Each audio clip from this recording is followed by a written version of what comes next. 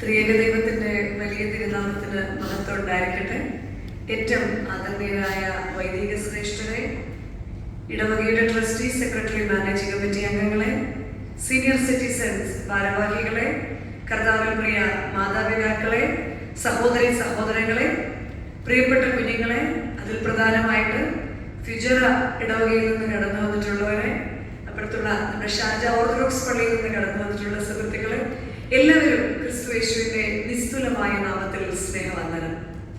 അനുഗ്രഹിക്കപ്പെട്ട ഈ സഭയിൽ സീനിയർ സിറ്റിസൺ ഫെലോഷിപ്പ് നടത്തുന്ന ഈ 2 ദിവസത്തെ റിട്രീറ്റ്, അച്ഛൻ പറഞ്ഞതൊരു റീസ്റ്റാർട്ടിനുള്ള നമുക്ക് എല്ലാ വർഷവും ഒരുക്കി തരുന്ന ആ ഒരു വലിയ വചനത്തിന്റെ സന്ധിയിൽ ദൈവത്തിന്റെ പരിശുദ്ധാത്മാവെ അവിടുന്ന് തന്നെ കടന്നു വന്ന് മനുഷ്യരുടെ വാക്കുകളിലോ മനുഷ്യരുടെ ഭാവങ്ങളിലോ ഒന്നുമല്ല, തെസ്സലോനിക്ക ലേഖനത്തിൽ പൗലോസ് അപ്പോസ്തലൻ പറയുന്നത് പോലെ ഞങ്ങൾ നിങ്ങളോട് പ്രസ്താവിക്കുന്ന വചനം അത് മനുഷ്യന്റെ വചനമായിട്ടല്ല, സാക്ഷാൽ ദൈവത്തിന്റെ വചനമായിട്ട് നമ്മൾ ഏറ്റെടുക്കുമ്പോഴാണ് വചനം നമ്മളിൽ വ്യാപരിച്ച് വചനം നമ്മളിൽ ക്രിയ ചെയ്യുന്നത്.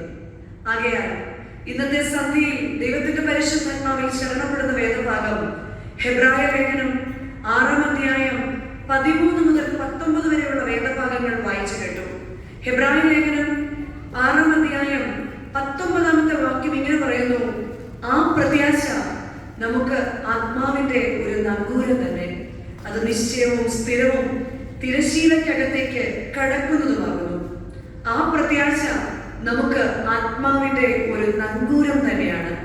ക്രിസ്തു വന്ന ആ പ്രത്യാശ എന്ന് പറയുമ്പോൾ, ഇന്നലെ ഉച്ചയ്ക്ക് ഈ ഷാർജയുടെ റോഡിൽ കൂടെ നടന്നു പോകുമ്പോൾ ഈ ജോൺ മാത്യു അങ്കിളുടെ കൂടെയായിരുന്നു. ഞാൻ അങ്കിളോട് ചോദിച്ചു, എത്ര നാളായി ഇവിടെ വന്നിട്ട്? 46 years.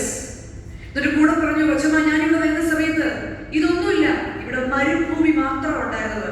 എന്നിട്ട് ഓരോ പൂക്കളും കാണിച്ചിട്ട് ചൂണ്ടിക്കാണിച്ചിട്ട് പറയാം, മരുഭൂമിയെ മരുപ്പച്ചയാക്കുന്ന ഒരു ദൈവം ഞങ്ങളോട് കൂടെ ഇരുന്നത് കൊണ്ടാണ് ഈ ഷാർജ ഇടവക ഇത്രത്തോളം അനുഗ്രഹിക്കപ്പെട്ട ഒരു ഇടവകയായി മാറിയത്.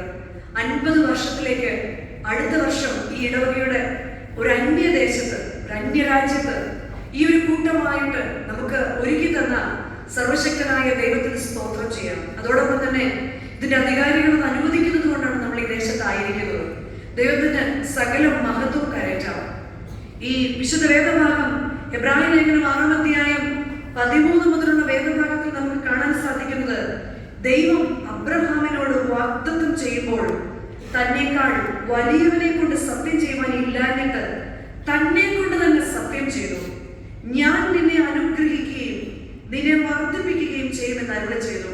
അങ്ങനെ അവൻ ദീർഘക്ഷമയോടെ ഇരുന്ന് വാഗ്ദത്ത വിഷയം പ്രാപിച്ചു എന്ന് പറഞ്ഞാണ് ഹെബ്രായ ലേഖനം 6-ാം അധ്യായത്തിന്റെ 13-ാം വാക്യം ആരംഭിക്കുന്നത്. തന്നേക്കാൾ വലിയവനായി മറ്റാരും ഇല്ലാത്തത് കൊണ്ട് യഹോവയാം ദൈവം തന്നെ കൊണ്ട് തന്നെ ആണയിട്ടിട്ട് പറയുകയാണ്, ഞാൻ നിന്നെ അനുഗ്രഹിക്കുകയും ഞാൻ നിന്നെ വർദ്ധിപ്പിക്കുകയും ചെയ്യും. വലിയ പ്രതീക്ഷയോടുകൂടിയാണ് സ്വന്തം രാജ്യത്തിൽ നിന്ന് ഈ ഒരു രാജ്യത്തിലേക്ക് നമ്മൾ ഓരോരുത്തരും കാലുകുത്തിയത്. നിങ്ങൾ ഓരോരുത്തരും വന്ന സമയത്ത് നിങ്ങളുടെ മുൻപിൽ ഒരുപാട് ചോദ്യങ്ങൾ ഉണ്ടാവും. നിങ്ങളുടെ മുമ്പിൽ ഉത്തരവില്ലാത്ത ഒരുപാട് ചോദ്യങ്ങൾ. ഇനി എന്തായി തീരും? ഇനി മുന്നോട്ട് എന്തായി തീരും? ഇവിടെ വന്ന കാര്യങ്ങളൊക്കെ ക്രമപ്പെടുത്താൻ പറ്റുമോ? ഒരു വിധത്തിലൊന്ന് ക്രമപ്പെടുത്തി കഴിഞ്ഞ് ഇന്നോട് വിനോദ് പറയുന്നുണ്ടായി, 13 വർഷം 14 വർഷം ഞാൻ ദീർഘകാലം ജോലി ചെയ്ത പെട്ടെന്നൊരു ദിവസം എന്റെ ആ ജോലി നഷ്ടപ്പെട്ടു. ഞാൻ ഈ ദേവാലയത്തിൽ നിന്ന് കണ്ണുനീരോട് പ്രാർത്ഥിച്ചു. അടുത്ത മാസം തന്നെ എനിക്ക് ജോലി ലഭിക്കുകയും ചെയ്തു. നമ്മളൊന്ന് പച്ച പിടിച്ചു വരുമ്പോൾ നാളെ ജോലിയില്ല എന്ന് പറയുന്ന വലിയൊരു ഭീതി, ഫ്യൂച്ചർ എന്തായി തീരും എന്നൊരു ചിന്തയിലൊക്കെ നമ്മൾ പല ദിവസങ്ങളും കടന്നു പോകുന്ന ഒരു കാലഘട്ടത്തിൽ കൂടിയാണ്, ജീവിതത്തിൽ കൂടിയാണ് മുന്നോട്ട് പോകുന്നത്. ഇവിടെ ദൈവം അബ്രഹാം പിതാവിനോട് പറയാണ്, ഞാൻ നിന്നെ അനുഗ്രഹിക്കുകയും നിന്നെ ഈ ദേശത്ത് വർദ്ധിപ്പിക്കുകയും ചെയ്യുമെന്ന്. ഒരിക്കല് ഒരു രാജാവ്, ആ രാജാവിന് രാജ്യത്തെ കാര്യങ്ങളൊക്കെ അറിയാൻ ഇന്നത്തെ പോലെ വാട്സപ്പ് മെസ്സേജസ് ഒന്നുമില്ല. രാജാവ് തന്നെ വേഷപ്രച്ഛന്നനായിട്ട് ഈ നാട്ടിൽ കൂടി ഇങ്ങനെ നടക്കും. പല കാര്യങ്ങളും സെൽഫ് എക്സ്പീരിയൻസ് ചെയ്യും. തന്റെ പ്രജകൾ പറയുന്ന കമന്റ്സ് ഒക്കെ കേൾക്കും. അങ്ങനെ രാജാവ് ഒരു ദിവസം രാജവീതിയിൽ ഒരു വലിയ കല്ലെടുത്ത് വെച്ചു. ഈ കല്ലുരുട്ടി വെച്ചു. ഈ രാജവീതി എന്ന് പറയുമ്പോൾ നമ്മുടെ ഈ ടൗണിൽ കാണുന്ന വീതിയൊന്നുമില്ല. വൈകിട്ട് എനിക്ക് പരിചയമുള്ള ഒരാളോട് ചോദിച്ചു, ഇന്നും വൈകിട്ട് നാളെ റിട്രീറ്റിന് വരുമോ? എടുത്ത വയൽ എന്നോട് പറഞ്ഞു, കൊച്ചമ്മ അവിടെ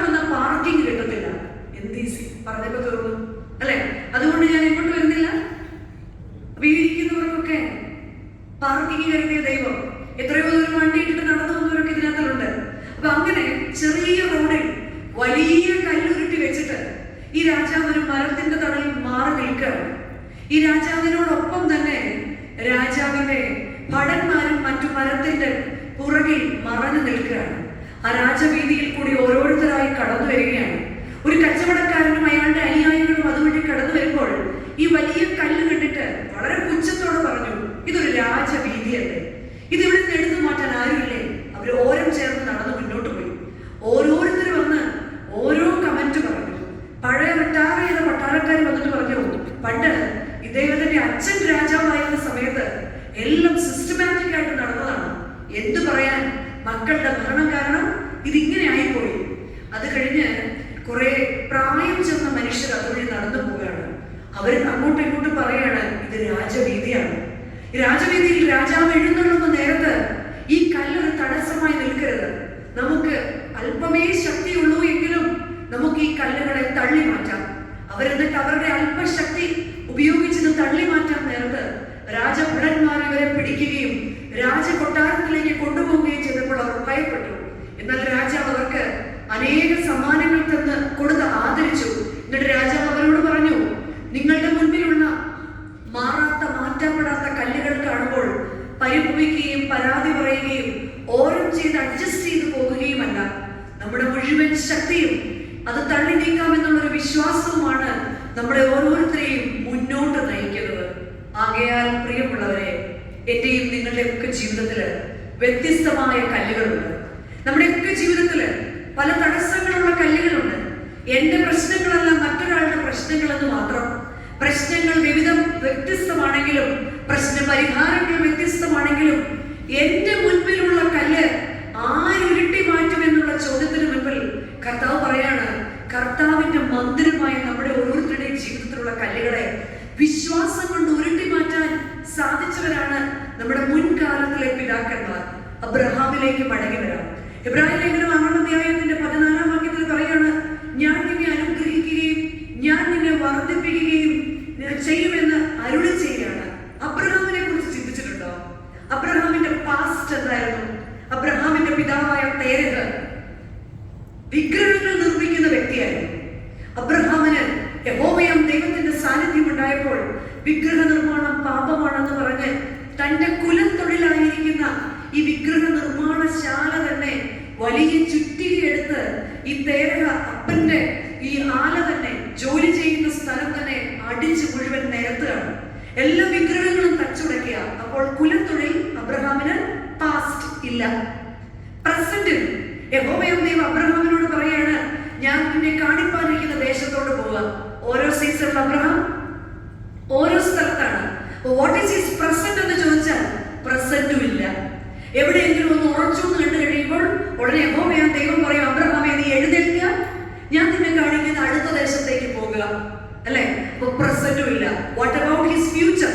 അബ്രഹാമിനെ സംബന്ധിച്ച് യഹോവയാം ദൈവം പറയാം, ആകാശത്തിലെ നക്ഷത്രങ്ങൾ പോലെയും ഭൂമിയിലെ മണൽത്തരി പോലെയും ഞാൻ നിന്റെ മക്കളെ വർദ്ധിപ്പിക്കും. പക്ഷെ അബ്രഹാമിനൊട്ട്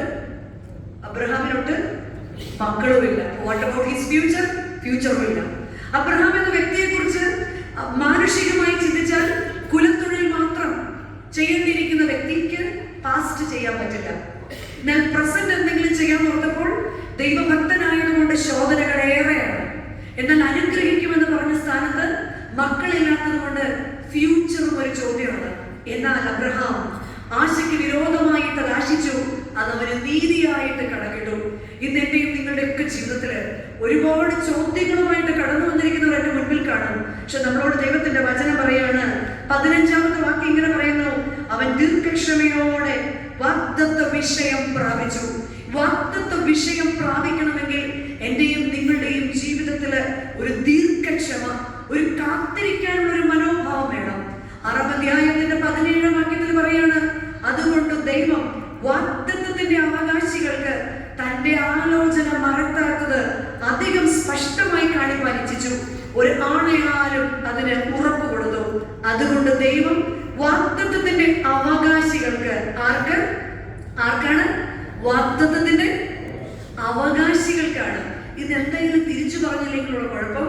ഇന്ന് രാവിലെ 6:30-ക്കോ 7 മണിക്കോ കണ്ട് ഇറങ്ങിയതാണല്ലേ.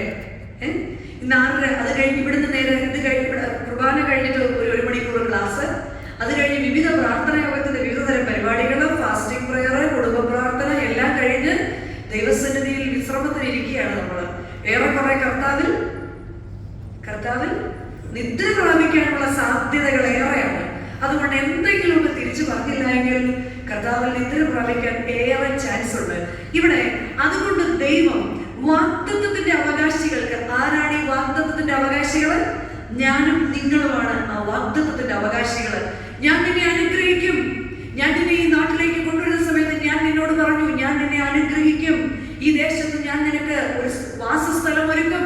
ഞാൻ നിന്റെ മക്കളെ ഈ ദേശത്ത് അനുഗ്രഹിക്കും. അതുകൊണ്ട് അപ്പോസ്തലപ്രവൃത്തി 2-ാം അധ്യായത്തിന്റെ 39-ാം വാക്യം പറയാണ് വാഗ്ദത്തം. അപ്പോസ്തലപ്രവൃത്തി 2-ാം അധ്യായം 39-ാം വാക്യം പറയാണ് വാഗ്ദത്തം ആർക്കുള്ളതാണ്?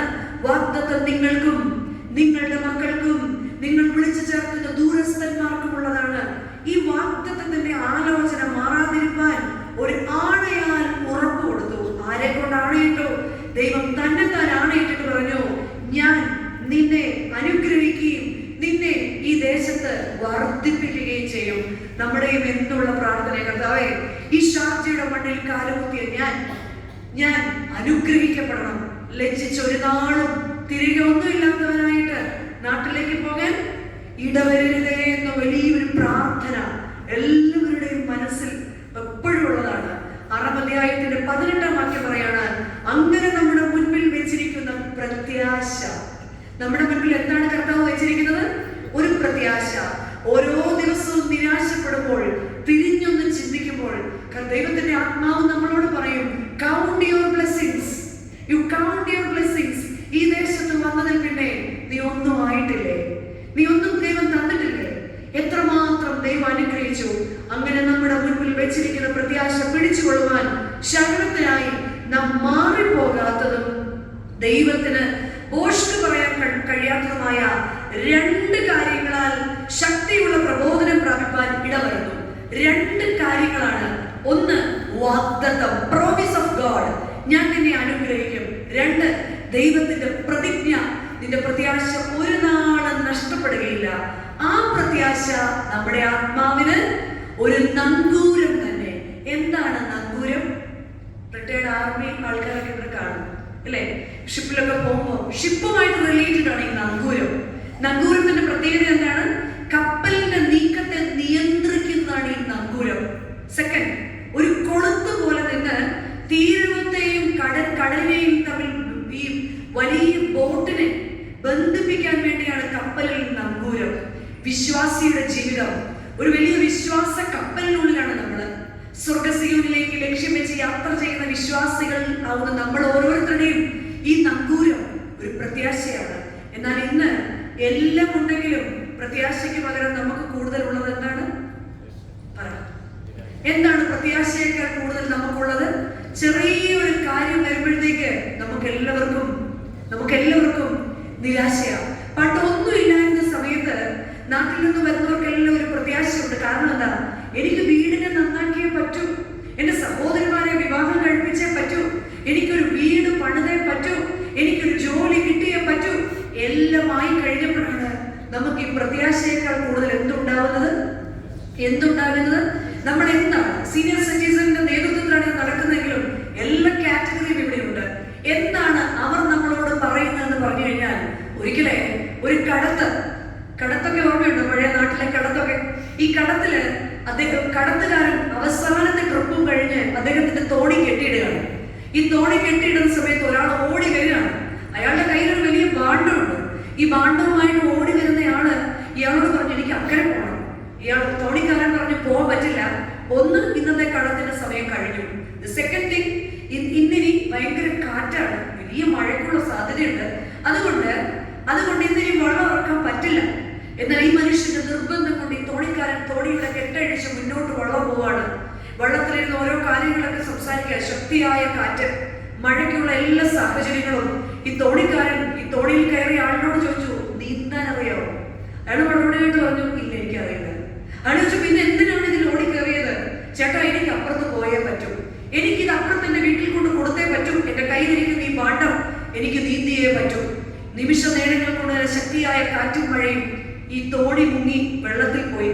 ഈ തോണിക്കാരന് വല്ലാതെ കുറ്റബോധവും സങ്കടവും വന്നു. അയാൾ മുഴുവൻ ശക്തിയും എടുത്ത് മുങ്ങാൻകുഴിയിട്ട് ഈ തന്റെ തോണിയിൽ കയറിയിരിക്കുന്ന ആളിനെ അന്വേഷിക്കുകയാണ്. പക്ഷെ എങ്ങും കണ്ടില്ല. നിരാശയോടുകൂടി ഈ തോണിക്കാരൻ ആ പാറയുടെ മുകളിലേക്ക് കയറിയിരിക്കുകയാണ്. പെട്ടെന്നൊരു ആളനക്കം കേൾക്കുകയാണ്. അയാളെ തോർത്തൊക്കെ ഇങ്ങനെ കുടയുമ്പോൾ ഈ ആളനക്കം കണ്ട സ്ഥലത്തേക്ക് നോക്കിയപ്പോൾ ആരാ അത് എന്ന് ചോദിച്ചു. മറുപടിയായിട്ട് അയാൾ പറഞ്ഞു, ചേട്ടാ ഇത് ഞാനാ, വള്ളത്തിലുണ്ടായിരുന്ന ആള്. അപ്പൊ അയാളോട് ചോദിച്ചു, നിങ്ങൾ എങ്ങനെ ഇവിടെ വന്നു? ഞാനിങ്ങനെ കയറി വന്നു. ഈ തോണിക്കാരന് വല്ലാതെ ദേഷ്യം വന്നിട്ട് ചോദിച്ചു, ഇയാൾക്കല്ലേ പറഞ്ഞ നീന്തൽ അറിയത്തില്ലെന്ന്? എന്നിട്ട് എന്നേക്കാൾ മുൻപ് ഇയാൾ വന്നല്ലോ. ഈ പാറപ്പുറത്ത് കയറിയിരിക്കുന്ന ആള് പറയാ, ചേട്ടാ ഞാൻ ഇപ്പോഴും പറയുന്നു എനിക്ക് നീന്താൻ അറിഞ്ഞൂടാ, പിന്നെ താങ്കൾ എങ്ങനെ വന്നു?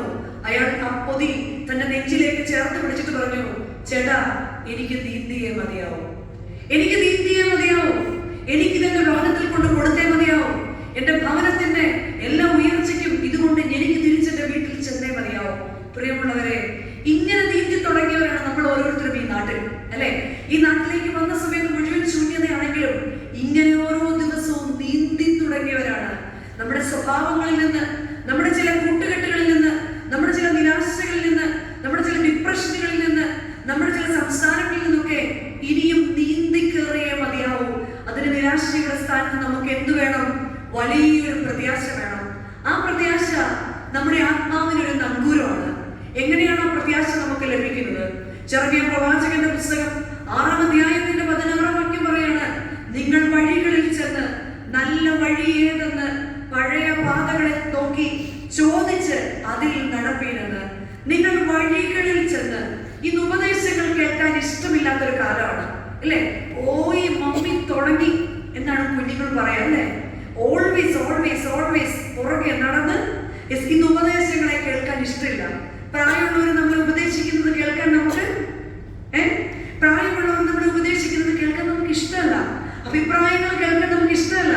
അനുഭവജ്ഞാനമുള്ളവർ പറയുന്നത് കേൾക്കാൻ നമുക്ക് താല്പര്യമില്ല. പക്ഷേ വിശുദ്ധ വേദഭാഗം പറയാണ്, നിങ്ങൾ വഴികളിൽ ചെന്ന്. ആ നല്ല വഴികൾ ഏത് എന്ന് പഴയ പാതകളെ നോക്കി കല്ലും മുള്ളും നിറഞ്ഞ പാതകളെ വെട്ടിത്തളച്ച് കയറിയവരുടെ പാതകളെ നോക്കി ചോദിച്ച് അതിൽ കൂടി നടപ്പിൻ, എന്നാൽ നിങ്ങൾക്ക് വിശ്രാമം വരുമെന്നാണ് ജെറമ്യ പ്രവാചകന്റെ പുസ്തകം 6-ാം അധ്യായത്തിന്റെ 16-ാം വാക്യം പറയുന്നത്. ഏത് വഴികളിൽ കൂടി നടക്കണമെന്നാണ് പറയുന്നത്. യോശുവ പ്രവാചകന്റെ പുസ്തകം 3-ാം അധ്യായം 4-5 വാക്യങ്ങൾ. യോശുവ പ്രവാചകൻ മോശയ്ക്ക് ശേഷം ഇസ്രായേലിനെ നയിച്ചവനായ യോശുവ പ്രവാചകനോട് ഇസ്രായേൽ ജനം പുറപ്പെട്ടപ്പോൾ യോശുവ പറയാണ്, യഹോവ ശക്തനാണ് നിങ്ങളുടെ ജീവിതത്തിൽ അത്ഭുതം പ്രവർത്തിക്കാൻ. നിങ്ങൾ എന്ത് ചെയ്യണം? ഈ വഴിക്ക് നിങ്ങൾ മുൻപേ പോയിട്ടില്ലല്ലോ. അത്ഭുതങ്ങളെ കാണാൻ ഒരുപാട് വഴികളിൽ കൂടി സഞ്ചരിക്കുന്നവരാണ് നമ്മൾ, അല്ലെ? നമ്മുടെ ജീവിതത്തിൽ ഒരു കഷ്ടത വരുമ്പോൾ രാവിലെ കുർബാന, അത് കഴിഞ്ഞ് ഉപവാസ പ്രാർത്ഥന, പിന്നെ ഈ പഞ്ചായത്തിൽ എവിടെയെങ്കിലും പ്രാർത്ഥന ഉണ്ടെങ്കിൽ നമ്മൾ പോകും. നമ്മളൊന്ന് രക്ഷപ്പെട്ട് കഴിഞ്ഞാൽ നമ്മുടെ പ്രശ്നം എന്താ?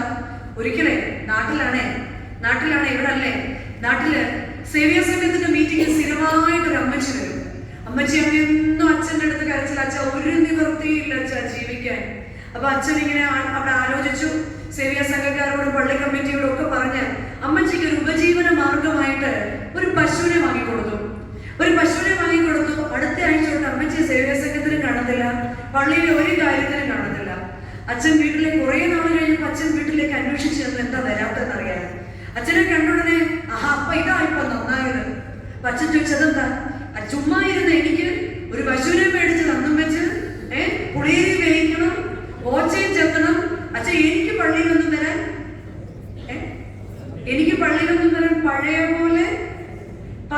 പോലെ എപ്പോഴും ഇല്ലായ്മയിലും വല്ലായ്മയിലും ഭാരത്തിലും പ്രയാസത്തിലും ആയിരിക്കുമ്പോൾ ഈ ദേവാലയത്തിലേക്ക് കടന്നു വന്ന് ഇവിടെ നിന്ന് കൈവിരിച്ച് നെഞ്ചത്ത് കൈയടിച്ച് കണ്ണുനീരോടെ പ്രാർത്ഥിക്കാത്ത ആരെങ്കിലും എന്റെ മുൻപിൽ ഇരിപ്പുണ്ടോ?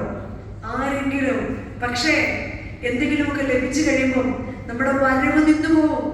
കാക്കയുടെ വരവ് ഏലിയാവിന്റെ അടുക്കിലേക്ക് നിന്നു പോകുന്ന പോലെ പലപ്പോഴും വരവ് കുറയും. അപ്പൊ നമുക്ക് ട്രാഫിക്കാണ്, നമുക്ക് പാർക്ക് ചെയ്യാൻ സ്ഥലമില്ല. നമുക്ക് ഈ വണ്ടി ഉണ്ടായത് കൊണ്ടാണ് നമുക്ക് എന്ത് ചെയ്യാൻ സ്ഥലം ഇല്ലാത്തത്. എന്തൊരു സ്ഥലമില്ലാത്തത്? വരാൻ നേരമില്ലാത്തത്. അതുകൊണ്ടാണ് ട്രാഫിക് ബ്ലോക്ക് ആയിട്ട് കിടക്കുന്നത്, അല്ലേ? നമ്മൾ എത്രമാത്രം കൊടുത്തിട്ടുണ്ട്, കർത്താവേ ഒരു 4 വീലുള്ളത് തന്നായിരുന്നെങ്കിൽ എനിക്ക് ആ പള്ളിയിലൊന്ന്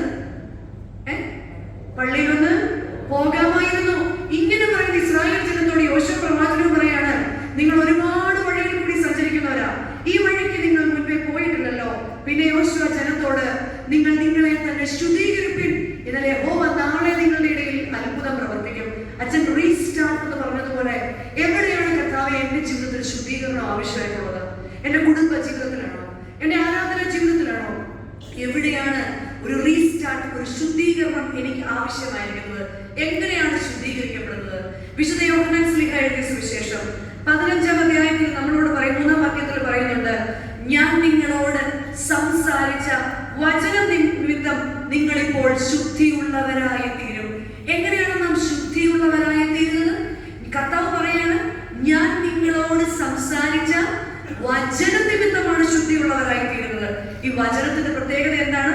അന്ധന് കാഴ്ച കൊടുത്ത വചനമാണ്. തളർവാദ രോഗിയെ എഴുന്നേൽപ്പിച്ച വചനമാണ്, അല്ലെ? രക്തസ്രാവക്കാരി സ്ത്രീയെ സൗഖ്യമാക്കിയ വചനമാണ്. ഏതൊരു ആവശ്യത്തിലും എന്നെ വഴി നടത്തിയ, എന്റെ പിതാക്കന്മാരെ മരുഭൂ പ്രയാണത്തിൽ വഴി നടത്തിയ ദൈവത്തിന്റെ വചനമാണ്. പക്ഷെ പലപ്പോഴും ജീവിതത്തിന്റെ തിരക്കിൽ നമുക്ക് വായിക്കാൻ നേരമില്ലാത്തതും ഇപ്പോൾ വചനമാണ്. ഈ വിശുദ്ധ ഒരു റിട്രീറ്റിന്റെ ഇടയ്ക്ക് പറയാമോന്ന് എനിക്ക് അറിഞ്ഞൂടാ. എന്നെ രാവിലെ ഇന്ന് ഏറ്റവും അതിശയിപ്പിച്ച കാര്യമാണ്, ഇവിടെ ദാനിയേൽ പ്രവാചകന്റെ പുസ്തകം 6-ാം അധ്യായം വായിച്ചൊരു കുട്ടിയുണ്ട്. വൈകിട്ട് വന്നിട്ടുണ്ടോന്ന് എനിക്ക് അറിഞ്ഞൂടാ. എത്ര ഭംഗിയായിട്ടാണ്, അതിനർത്ഥം എന്താണ്? വായിച്ച് പഠിച്ച് ശീലം ഭവനത്തിൽ നമ്മുടെ മക്കൾക്ക് കൊടുക്കാൻ സാധിക്കുമ്പോൾ, ഞാൻ നിങ്ങളോട് സംസാരിച്ച വചനം സൗഖ്യമാക്കുന്ന വചനം, ധൈര്യപ്പെടുത്തുന്ന വചനം. അതിന് പകരം നമ്മൾ എന്ത് ചെയ്യുന്നറിയോ? തലമുറകൾക്ക് പരീക്ഷ വരുമ്പോൾ മാത്രം നമ്മൾ നമ്മുടെ കുഞ്ഞുങ്ങളോട് പറയും, go and read the Bible. അപ്പൊ ഉടനെ അവർ ഓടിച്ചെല്ലും, എടുക്കും. സാംസ് മാത്രമാണല്ലോ ഇപ്പൊ നമ്മുടെ പ്രിഫറബിൾ ആയിട്ടുള്ള ഒരൊറ്റ ബുക്കുള്ളൂ നമുക്ക്. ഏതാണ്? സാംസ് ഇങ്ങനെ കിട്ടും. യഹോവ എന്റെ ഇടയനാകുന്നു, എനിക്കൊന്നിന്. പിന്നെ എനിക്കെന്താ പ്രശ്നം? കഴിഞ്ഞു, വചന ധ്യാനം കഴിഞ്ഞു. പിന്നെ ഇങ്ങോട്ട് വരുമ്പോഴൊക്കെ വരുന്നു എന്നുള്ളത് മാത്രമേ ഉള്ളൂ. എന്നാൽ എത്രത്തോളം എന്റെ വേദപുസ്തകവുമായിട്ടുള്ള ബന്ധം, ദൈവത്തോടുള്ള സംസാരം എനിക്ക് എത്രമാത്രമുണ്ട് എന്ന് നമ്മൾ ഓരോരുത്തരും ചിന്തിക്കേണ്ടിയിരിക്കുന്നു. ഓരോ അനുഗ്രഹത്തിനും ഓരോ യാചനയ്ക്കും OTP ഉണ്ടായിരുന്നെങ്കിൽ തീർച്ചയായിട്ടും അതെല്ലാം അടങ്ങിയിരിക്കുന്ന ദൈവത്തിന്റെ ഈ വചനത്തെ എങ്ങനെയാണ് ഞാൻ എന്റെ ജീവിതത്തിൽ, എന്റെ കണ്ണുനീരിന്റെ സമയത്ത് ഞാൻ എന്ത് ചെയ്തിരുന്നു?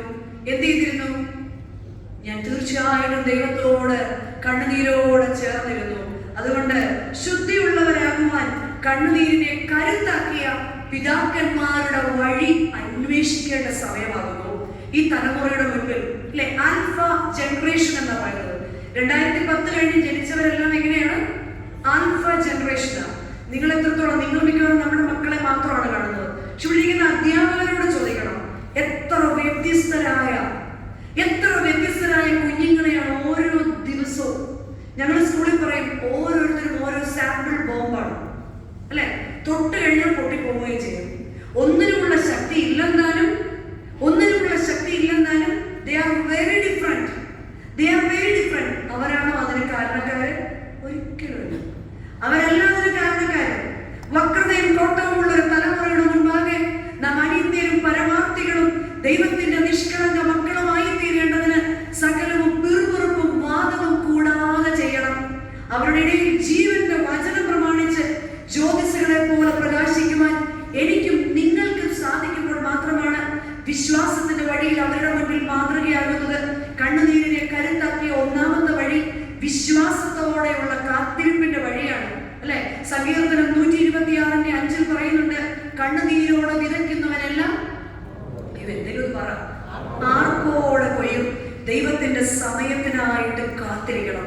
ജീവിതത്തിൽ ഭാരമായിട്ട് കടന്നു വന്നിരിക്കുന്നവരോട് ദൈവത്തിന്റെ പരിശുദ്ധാത്മാവ് പറയാണ്, നിങ്ങൾ ദൈവത്തിന്റെ സമയത്തിനായിട്ട് കാത്തിരിക്കണം. ഇങ്ങനെ ദൈവത്തിന്റെ സമയത്തിനായിട്ട് കാത്തിരിക്കുന്ന 2 ശമൂവേൽ പുസ്തകം 21-ാം അധ്യായം 2 ശമൂവേൽ പുസ്തകം 21-ാം അധ്യായത്തില് വിശുദ്ധ വേദ പുസ്തകത്തിൽ വലിയ സ്ഥാനമൊന്നുമില്ലാത്ത ഒരു വ്യക്തിയെ കാണാൻ സാധിക്കും. ആ സ്ത്രീയുടെ പേര് റിസ്പ എന്നാണ്. 21-ാം അധ്യായം 2 ശമൂവേൽ പുസ്തകം 21-ാം അധ്യായം ആരംഭിക്കുന്നത് തന്നെ ദാവീദിന്റെ കാലത്ത് 3 സംവത്സരം തുടരെ ക്ഷാമം ഉണ്ടായി എന്ന് പറഞ്ഞാണ്. എന്തുകൊണ്ടാണ് ദാവീദിന്റെ കാലത്ത് തുടരെ ക്ഷാമം ഉണ്ടായത് എന്നറിയാൻ ദാവീദ് രാജാവ് യഹോവയുടെ സന്നിധിയിൽ മുട്ടുമടക്കുകയാണ്. ഇവിടെ യഹോവയാം ദൈവം ദാവീദിനോട് പറയുകയാണ്, നീതിയുള്ളവരായ ഗിബിയോന്യരുടെ രക്തം ഈ ദേശത്ത് വീണതുകൊണ്ട്. ഗിബിയോന്യർ എന്ന് പറയുന്നവര് യഹൂദരല്ല, അത് മറ്റൊരു കുലമാണ്, ഒരു കാറ്റഗറിയാണ്. ഭരിച്ചിരുന്ന സമയത്ത് ഒരു പറ്റം ഗിബിയോന്യരെ ഈ ദേശത്ത് കൊന്നൊടുക്കി. ഗിബിയോന്യരുടെ തലമുറകളെ മുഴുവൻ കൊന്നൊടുക്കി. അവരുടെ രക്തം ഈ ദേശത്ത് വീണ് കിടക്കുന്നത് കൊണ്ടാണ് ഈ ദേശം മഞ്ഞും മഴയും പെയ്യാതെ ഇങ്ങനെ ജീവിതം മുരടിച്ചു പോകുന്നത്. ദാവീദ് രാജാവ് ഗിബിയോന്യരെ വിളിച്ചു. ഗിബിയോന്യരോട് ചോദിച്ചു, നിങ്ങൾക്ക് എന്താണ് ഞങ്ങൾ പകരം തരേണ്ടത്? പൊന്നോ വെള്ളിയോ? എന്താ പകരം തരേണ്ടത്? ഗിബിയോന്യർ മറുപടിയായിട്ട് പറഞ്ഞു, പൊന്നല്ല വെള്ളിയല്ല, മറിച്ച് ഞങ്ങൾക്ക് വേണ്ടതോ ഞങ്ങളുടെ തലമുറയെ ഈ ദേശത്ത് കൊന്ന ശൗൽ രാജാവിന്റെ തലമുറയാണ്. ശൗൽ രാജാവിന്റെ 7 മക്കളെയും ദേശത്തെ രക്ഷിക്കുവാൻ വേണ്ടി ദാവീദ് ഗിബിയോന്യരുടെ കയ്യിൽ ഏൽപ്പിച്ചു കൊടുക്കുകയാണ്. ഗിബിയോന്യർ എന്ത് ചെയ്തെന്നറിയാമോ? 2 ശമൂവേൽ പുസ്തകം 29-ാം അധ്യായം 9-ാം വാക്യത്തില് അവർ അവരെ മലയിൽ യഹോവയുടെ മുൻപാകെ തൂക്കിക്കൊന്നു. യഹോവയുടെ മുൻപാകെ കൊണ്ട് പ്രതികാരമായിട്ട് തൂക്കിക്കൊന്നു. ഈ വാർത്ത നാട്ടിലെങ്ങും പരന്നു. പക്ഷെ അത് കൊയ്ത്തുകാലത്തിന്റെ ആദ്യ ദിവസമായിരുന്നു. ശൗൽ രാജാവിനോട് ചേർന്ന് നിന്നവർ പോലും കൊയ്ത്തുത്സവം ആഘോഷിക്കാൻ പോയി. എന്നാൽ ഒരു സ്ത്രീ മാത്രം, അവളുടെ പേരാണ് റിസ്പ. ശൗൽ രാജാവിന്റെ വെപ്പാട്ടിമാരിൽ ഒരുവളായിരുന്നു ഈ റിസ്പ. ഈ റിസ്പ എന്ത് ചെയ്തെന്നറിയാമോ? ഈ റിസ്പ ഓടി ചെല്ലുകയാണ്. ആ തൂക്കുമരത്തിന്റെ അടുക്കലേക്ക് ചെല്ലുകയാണ്. ആരും അന്വേഷിക്കാനില്ലാത്ത ആ 7 പേരുടെ ശവശരീരം തൂക്കുകയറിൽ നിന്ന് റിസ്പ താഴെ ഇറക്കുകയാണ്. അവിടെ ഇരിക്കുന്ന ഒരു പാറമേൽ 7 കുഞ്ഞുങ്ങളുടെയും ശരീരത്തെ കിടത്തുകയാണ്. ചാക്ക് ശീല കൊണ്ട് അവരുടെ ശവശരീരത്തെ റിസ്പ പൊതിയുകയാണ്. എന്നിട്ട് ആകാശത്തിൽ നിന്ന് മഞ്ഞും മഴയും പെയ്യും വരെയും റിസ്പ എന്ത് ചെയ്തെന്നറിയാമോ? കാട്ടുമൃഗങ്ങളോ പക്ഷികളോ ഒന്നും ഈ ശവശരീരങ്ങളെ കൊത്താതെ ഉണ്ണാതെ ഉറങ്ങാതെ അവിടെ കാവലിരിക്കുകയാണ്. ഈ വാർത്ത ദാവീദ് രാജാവിന്റെ ചെവിയിലെത്തുകയാണ്. ദാവീദ് രാജാവിന്റെ ഉള്ളിൽ കുറ്റബോധം ഉണ്ടാവുകയാണ്. ദാവീദ് രാജാവ് ശൗൽ രാജാവിന്റെയും യോനാഥാന്റെയും ശവശരീരങ്ങൾ അവർ യുദ്ധത്തിൽ മരിച്ച ദേശത്ത് നിന്ന് കളക്ട് ചെയ്തുകൊണ്ട് വരിക. എന്നിട്ട് ഒരു കല്ലറ സ്വന്തം ദേശത്തുണ്ടാക്കുകയാണ്. എന്നിട്ട് ഈ 7 മക്കളെ കൂടെ അതിൽ മാന്യമായി അടക്കം ചെയ്യുകയാണ്. റിസ്പ എന്ന് പറയുന്ന സ്ത്രീയുടെ കാത്തിരിപ്പിന്റെ പരിണത ഫലമാണ് ഈ ശൗലും ശൗലിന്റെ മക്കളും കല്ലറയിൽ അടക്കപ്പെടുക എന്നുള്ളത്. ഇവിടെ പ്രിയമുള്ളവരെ, എല്ലാവരും അസാധ്യമെന്ന് കരുതിയ കൊയ്ത്തിന് പോയപ്പോൾ റിസ്പ മാത്രം വിശ്വാസത്തോടുകൂടി ആ പാറയുടെ മുകളിൽ കാവൽ നിൽക്കുകയാണ്. എല്ലാവരെയും പോലെ ആകാൻ എളുപ്പമാണ്. ഇപ്പൊ നമ്മൾ എല്ലാത്തിന്റെയും മറുപടി പറയുന്നത് എങ്ങനെയാണ്? എല്ലാരും അങ്ങനെയാണ്. ഞങ്ങളും ആരാ ഇപ്പൊ അങ്ങനെ അല്ലാത്തത്? എല്ലാവരെയും പോലെ ആകുക എന്ന് പറയുന്നത് എളുപ്പമാണ്. പക്ഷെ റിസ്പയെ പോലെ വിശ്വാസത്തിൽ വ്യതിചലിക്കാത്തവരാകാൻ, ദൈവത്തോടുള്ള ബന്ധത്തിൽ വ്യതിചലിക്കുന്നവരാകാതെ, കുടുംബ ബന്ധത്തിൽ വ്യതിചലിക്കുന്നവരാകാതെ ഉറച്ചു നിൽക്കുക എന്ന് പറയുന്നത് ദൈവത്തിന്റെ പരിശുദ്ധാത്മാവുള്ളവനെ കൊണ്ട് മാത്രമേ സാധിക്കുകയുള്ളൂ. റിസ്പ ഇവിടെ എന്താണ് ചെയ്തത്? 2, അവൾ ചാക്കുകൊണ്ട് പൊതിഞ്ഞു. എന്താണ് ഈ ചാക്ക്? ദൈവത്തിന്റെ പരിശുദ്ധാത്മാവ് കൊണ്ട് ഒരിക്കലും മാറില്ല എന്ന് നമ്മുടെ ചുറ്റുമുള്ളവർ പറയുന്ന വിഷയത്തിന്മേൽ ദൈവത്തിന്റെ പരിശുദ്ധാത്മാവിനെ അയച്ച് പ്രാർത്ഥിക്കാൻ, ദൈവത്തിന്റെ പരിശുദ്ധാത്മാവെ ഇറങ്ങി വന്ന് എന്റെ ഈ പ്രശ്നങ്ങളിലേക്ക് അവിടുന്ന് ഇറങ്ങി വരുന്നത് വരെയും കാത്തിരിക്കാൻ ഞാൻ തയ്യാറാണെന്ന് ദൈവസന്നിധിയിൽ നമുക്ക് പറയാൻ സാധിക്കണം. ജീവിതത്തിന്റെ പല പ്രശ്നങ്ങളിലും ഈ ട്രാഫിക് സിഗ്നലിലുള്ള ഒരു ക്ഷമ നമ്മൾ കാണിച്ചിരുന്നെങ്കിൽ എന്നേ നമ്മുടെ ജീവിതം നന്നായി പോകുമായിരുന്നു. ഇന്നലെ സന്ധ്യയ്ക്ക് ഭയങ്കര ട്രാഫിക് ആയിരുന്നു. രാത്രി ആയപ്പോഴത്തേക്ക് എല്ലാവരും ഹോൺ അടിക്കുക. അപ്പൊ എന്റെ കൂടെയുള്ളവരോട് ഞാൻ പറഞ്ഞു, പണ്ടൊന്നും ഈ ഗൾഫിലൊന്നും വന്ന ഒരു ഹോൺ പോലും. അന്നേരം എന്റെ കൂടെ ഇരുന്ന അമ്മോനോട് പറഞ്ഞു, കൊച്ചമ്മ രാത്രി ആയില്ലേ, എല്ലാവരും വയലന്റ് ആവുന്നതാ. പക്ഷെ കുറെ നേരമായിട്ട് ശ്രമിക്കുകയും സഹിക്കുകയും ചെയ്യാം. ജീവിതത്തിൽ പലപ്പോഴും വയലന്റ് ആവുന്ന നമ്മുടെ സ്വഭാവങ്ങളിൽ ദൈവത്തിന്റെ പരിശുദ്ധാത്മാവെ എന്റെ കുടുംബത്തിൽ വയലന്റ് ആവാതെ സൂക്ഷിക്കാൻ എന്നെ സാധിക്കണം. പല പ്രശ്നങ്ങളിലും എന്റെ പ്രാർത്ഥനയിൽ എന്റെ ദൈവത്തോട് വയലന്റ് ആവാതിരിക്കാൻ നമുക്ക് സാധിക്കണം. രാവും പകലും അവൾ കാവൽ നിന്നതുപോലെ മടുപ്പില്ലാതെ ദൈവസന്നിധിയിൽ പ്രാർത്ഥിക്കുന്ന ഒരപ്പനാവാൻ, മടുപ്പില്ലാതെ പ്രാർത്ഥിക്കുന്ന അമ്മയാകാൻ നമ്മുടെ പ്രത്യേകത എന്താണെന്നറിയോ? പ്രാർത്ഥനയ്ക്കൊന്നും കുറവില്ല. ആ പ്രാർത്ഥിക്കുന്ന സ്ഥലത്ത് തന്നെ ഇരുന്നിട്ട് മക്കളുടെ മുൻപിൽ പറയും, എത്ര കാലമായി പ്രാർത്ഥന. അപ്പൊ കുഞ്ഞുങ്ങൾ എന്താ കേട്ടു പഠിക്കുന്നത്? മടുപ്പുള്ള പ്രാർത്ഥന. മടുപ്പില്ലാതെ പ്രാർത്ഥിക്കുവാൻ ദൈവമേ പരിശുദ്ധാത്മാവിനെ കർത്താവേ, നിരാശയില്ലാതെ പ്രാർത്ഥിക്കാൻ, ദൈവത്തിന്റെ പരിശുദ്ധാത്മാവിന് വേണ്ടി പ്രാർത്ഥിക്കാൻ നമുക്ക് സാധിക്കണം. കാട്ടുമൃഗങ്ങൾക്കോ പക്ഷികൾക്കോ ഭക്ഷിക്കാൻ ആ കുഞ്ഞുങ്ങളുടെ ശവശരീരം കൊടുത്തില്ല. നമ്മുടെ എല്ലാം ജീവിതത്തിൽ നമ്മുടെ കർത്താവ് ഏൽപ്പിച്ചിരിക്കുന്ന അങ്ങനെയാ. നമ്മുടെ ചുറ്റും ദുഷ്ടൻ ഓടാടി സഞ്ചരിച്ചുകൊണ്ടിരിക്കുക. ദുഷ്ടൻ വല്ലാതെ പരതിക്കൊണ്ട് നടക്കുക, അല്ലെ? നീതിമാന്മാരെ വീഴിക്കുന്നത് എങ്ങനെയെന്ന് നോക്കി ദുഷ്ടന്മാർ സഞ്ചരിക്കുന്നുണ്ട്. ഏത് കാര്യത്തിലും നമ്മുടെ കുഞ്ഞുങ്ങൾ പഠിക്കാൻ പോകുന്നിടത്തായാലും നമ്മളായിരിക്കുന്ന സ്ഥാനത്തും ദുഷ്ടൻ പല തന്ത്രത്തിൽ കൂടെ നമ്മളെ വിളിക്കും, നമ്മുടെ കുഞ്ഞുങ്ങളെ തെറ്റിക്കും. നമ്മളോട് പറയാണ്, ഒരു ദുഷ്ടന്റെ കയ്യിലും നമ്മളെ ഏൽക്കാതെ വണ്ണം. പലപ്പോഴും നമ്മുടെ കാര്യങ്ങൾ പലതും നടക്കാത്തത് എപ്പോഴാണെന്നറിയോ? ആലോചിക്കുമ്പോ തന്നെ നമ്മൾ 10 പേരോട് അതിനെക്കുറിച്ച് നടന്നില്ല, ആ പ്രപ്പോസൽ കൊടുത്തില്ല, അതിനു മുൻപ് നമുക്ക് പറയാവുന്ന 10 പേരോട് പിന്നെ ഇച്ചിരിയുള്ളൊരു കൂണ് മുളച്ചാലും അത്രയും വലുതാക്കി നമുക്ക് എവിടെയെങ്കിലും ഇടാനും 10 പേരെ അറിയിക്കാൻ പറ്റിയ എന്നിട്ട് നമ്മൾ പറയും എല്ലാം വെറുതെ എല്ലാം പോയി. കാരണം ഈ ചുറ്റിരിക്കുന്നവരെല്ലാം ഇത് കണ്ട് വിചാരിക്കുക നമുക്കെന്നും ഭയങ്കര സന്തോഷമാണ് മറ്റുള്ളവർ വിചാരിക്കുന്നത്. എത്രയോ പേര് നമ്മളെ ഓർത്ത് ഉറങ്ങാതിരിക്കുന്നുണ്ടാവുമെന്നറിയോ? നമ്മളെ കുറിച്ചുള്ള ഭാരം കൊണ്ട് ഉറങ്ങാത്ത എത്രയോ പേര് നമ്മുടെ ചുറ്റിലുണ്ടാവുമെന്നറിയോ? അതുകൊണ്ടാണ് എഫേസ്യ ലേഖനം 6-ാം അധ്യായത്തിന്റെ 12-13 വാക്യങ്ങൾ പറയുന്നത്, നമുക്ക് പോരാട്ടമുള്ളത് ജഡരക്തങ്ങളോടല്ല, നമ്മുടെ വീട്ടിലുള്ളവരോടല്ല, എന്റെ ജീവിത പങ്കാളിയോടല്ല, എന്റെ മക്കളോടല്ല, എന്റെ മരുമക്കളോടല്ല, എന്റെ പള്ളിയിലുള്ളവരോടല്ല. നമുക്ക് പോരാട്ടമുള്ളത് വാഴ്ചകളോടും അധികാരങ്ങളോടും ഈ അന്ധകാരത്തിന്റെ ലോകാധിപതികളോടും സ്വർലോകങ്ങളിലെ ദുഷ്ടാത്മ സേനയോടുമാണ്. മരിച്ചു കിടക്കുമ്പോ അച്ഛൻ അവസാനം ഒരു തൈലം ഒഴിക്കും. ഓക്കെ, എന്താ പറയുക? പ്രാർത്ഥനകളിൽ ചൊല്ലും എന്ത്? ഓയാറിൽ പതിയിരിക്കുന്ന ദുഷ്ടാത്മ സേനകൾ, അല്ലെ? പതിയിരിക്കുന്ന ദുഷ്ടാത്മ സേനകളിൽ നിന്ന് വിടുവിക്കപ്പെടുക എന്നതാണ് നമ്മൾ ചെയ്യേണ്ടത്. മറ്റുള്ളവരുടെ മുൻപിൽ നമ്മളുടെ എല്ലാ കാര്യങ്ങളെയും ഇട്ടുകൊടുത്ത് നമ്മുടെ അനുഗ്രഹങ്ങൾക്ക് തടസ്സം നിൽക്കാതെ എന്തു ചെയ്യണം? അതുകൊണ്ട് നിങ്ങൾ ദുർദിവസത്തിൽ എതിർപ്പാനും സകലവും സമാപിച്ചിട്ട് ഉറച്ചു നിൽപ്പാനും കഴിയേണ്ടതിന് ദൈവത്തിന്റെ സർവായുധ വർഗം ധരിച്ചുകൊള്ളുവിൻ. ദൈവത്തിന്റെ സർവായുധ വർഗം ധരിക്കണമെങ്കിൽ കാത്തിരിപ്പോടുകൂടി പ്രാർത്ഥിക്കാൻ, ക്ഷമയോട് പ്രാർത്ഥിക്കാൻ, ദൈവസന്നിധിയിൽ മുട്ടുമടക്കാൻ കുടുംബമായിട്ട് നമുക്ക് വിഷയങ്ങളിൽ സാധിക്കുമ്പോഴാണ്. എന്നാൽ ചിപ്പൻ ഓർക്കുന്നുണ്ടാവും, ചിലതൊക്കെ എത്ര പ്രാർത്ഥിച്ചിട്ടും ചില സ്വഭാവങ്ങൾ, ജീവിത പങ്കാളിയുടെ സ്വഭാവം എങ്ങനെ മാറാനാണ്? അല്ലെ? സംസാരം, എന്റെ കൂടെയുള്ളവരുടെ സംസാരം എങ്ങനെ മാറാനാ? മാറാത്ത കാര്യങ്ങളിൽ എന്ത് ചെയ്യാൻ പറ്റും? ഇത് ജീവിതത്തിന്റെ വെല്ലുവിളിയാണ്. ഇവിടെ പിതാക്കന്മാരുടെ വഴി രണ്ടാമത് നമ്മളെ പഠിപ്പിക്കുകയാണ്. വെല്ലുവിളികളിൽ വിവേകത്തോടെ കാത്തിരിക്കാൻ നമുക്ക് സാധിക്കണം. ഒന്ന്, കണ്ണുനീരോടെ വിശ്വാസത്തിൽ കാത്തിരിക്കാൻ സാധിക്കണം. 2, ജീവിതത്തിന്റെ വെല്ലുവിളികളിൽ വിവേകത്തോടെ കാത്തിരിക്കാൻ നമുക്ക് സാധിക്കണം. എങ്ങനെയാണ് ജീവിതത്തിന്റെ വെല്ലുവിളികളിൽ വിവേകത്തോടെ നമുക്ക് കാത്തിരിക്കാൻ സാധിക്കുക? ജീവിതത്തിന്റെ വെല്ലുവിളികളിൽ വിവേകത്തോടെ കാത്തിരിക്കേണ്ടത് എങ്ങനെയാണെന്ന് യോശുവ പ്രവാചകന്റെ പുസ്തകം 15-ാം അധ്യായം 16 മുതൽ 19 വരെയുള്ള വാക്യങ്ങളിൽ നമുക്ക് കാണാൻ സാധിക്കും. യോശുവ പ്രവാചകന്റെ പുസ്തകം 15-ാം അധ്യായം 16 മുതൽ 19 വരെയുള്ള വേദഭാഗം.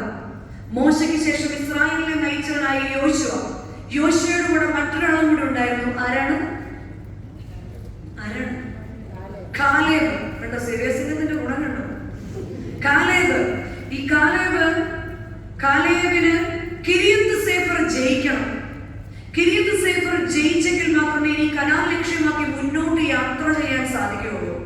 ഈ കിരിയത്ത് സേഫർ ജയിക്കാൻ പടക്കൊരുക്കം ഉണ്ടാകണം. അതിന് കാലേബ് ഒരു ബുദ്ധി പ്രയോഗിച്ചു. കിരിയത്ത് സേഫർ ജയിച്ചു വരുന്നവന് ഞാൻ എന്റെ സുന്ദരിയായ മകളെ വിവാഹം ചെയ്തു കൊടുക്കുമെന്ന് പറഞ്ഞു. ഈ സുന്ദരിയായ മകളെ വിവാഹം ചെയ്യുവാൻ ഭാഗ്യമുണ്ടായത് സഹോദരപുത്രനായ ഒഥനിയേലിനാണ്. ഈ ഒഥനിയേല് കിരിയത്ത് സേഫർ ജയിച്ചു വന്നപ്പോൾ കാലേബ് തന്റെ മകളെ വിവാഹം ചെയ്തു കൊടുക്കുകയാണ്. കൂടെ തെക്കേ ദേശം കൂടെ അവൾക്ക് ടോക്കൺ ഓഫ് ലവ്, അങ്ങനെയല്ലേ നമ്മൾ പറയാം, അല്ലെങ്കിൽ പിടിച്ച് ചെയ്തു അല്ലെ? നമ്മൾ എന്താ കൊടുക്കുന്നത്? ടോക്കൺ ഓഫ് ലവ് ആയിട്ട് തെക്കേ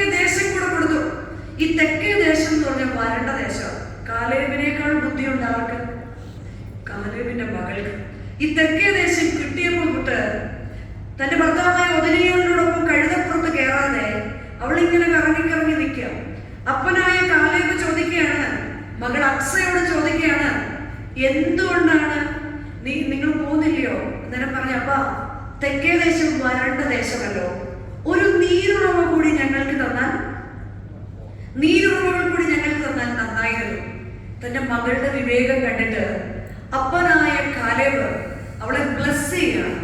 എന്നിട്ട് ഒന്നിനു പകരം 2 നീരുറവകൾ, ഉയർന്ന പ്രദേശത്തും താഴ്ന്ന പ്രദേശത്തും 2 നീരുറവകൾ അവൾക്ക് കൊടുക്കുകയാണ്. Upper springs and lower spring, 2 നീരുറവ കൊടുക്കുകയാണ്. എന്തിനു വേണ്ടി? അവൾക്ക് ലഭിച്ച വരണ്ട ദേശത്തെ നനയ്ക്കാൻ വേണ്ടി. നമ്മൾ ആദ്യം പറഞ്ഞു ഏതൊരു കാര്യത്തിലും കാത്തിരിക്കണം. പക്ഷെ രണ്ടാമത് പറയുന്നു ചില കാത്തിരിപ്പുകൾക്ക് പ്രയോജനമില്ല, അതിങ്ങനെ വരണ്ടേയിരിക്കും. അല്ലേ? നമുക്കെടുത്ത് കളയാൻ പറ്റുമോ?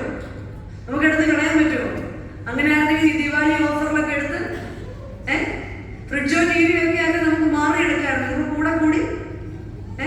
കൂടെ നാട്ടിൽ നിന്ന് കൊണ്ടുവന്ന് പോയി ഒന്നിച്ച് വിസയും കിടക്കുക. നമുക്ക് ഒന്നും ചെയ്യാൻ പറ്റാത്ത സ്ഥലത്ത് നമുക്ക് പറ്റുന്ന കാര്യമാണ് ഇവിടെ അക്സ പഠിപ്പിക്കുന്നത്. നീരുറവകൾക്ക് വേണ്ടി പ്രാർത്ഥിക്കുക. എന്തിനു വേണ്ടി? വരണ്ട ഹൃദയങ്ങൾ നനയാൻ, വരണ്ട സ്വഭാവങ്ങൾ നനയാൻ, നമ്മുടെ മക്കളുടെ വരണ്ട രീതികൾ നനയാൻ, കുടുംബ ബന്ധത്തിന്റെ ഉണങ്ങിയ അവസ്ഥകൾ മാറാൻ.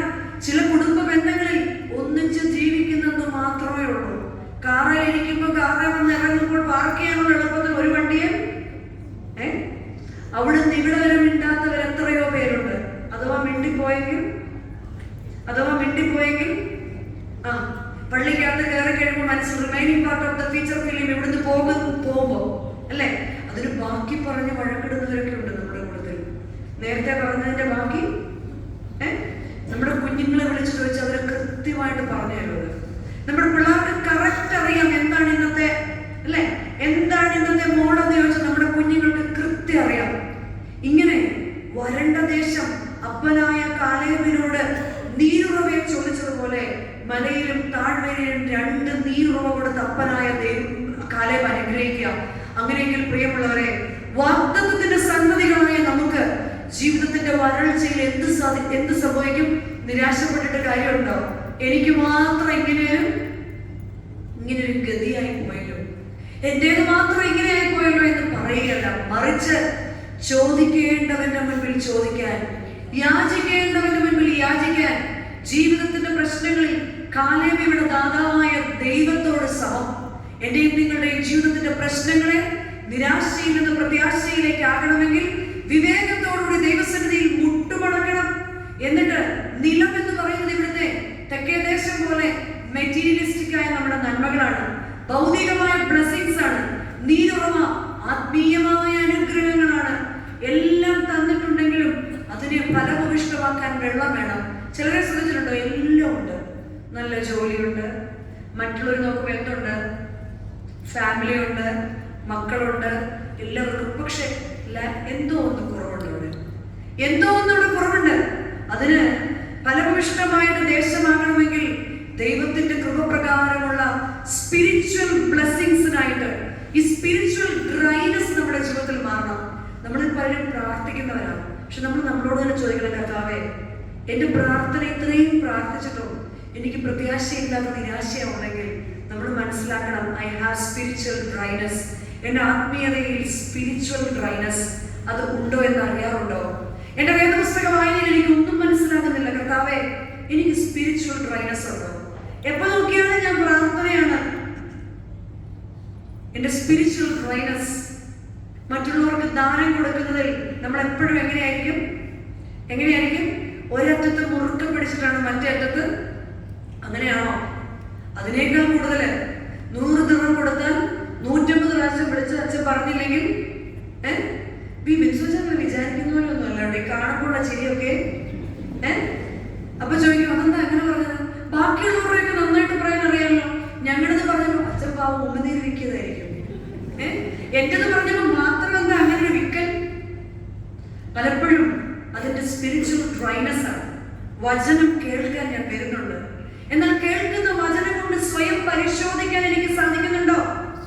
ഈ വചന നിമിത്തം തിരുരക്തത്താൽ കഴുകപ്പെടാൻ എനിക്ക് സാധിക്കുന്നുണ്ടോ?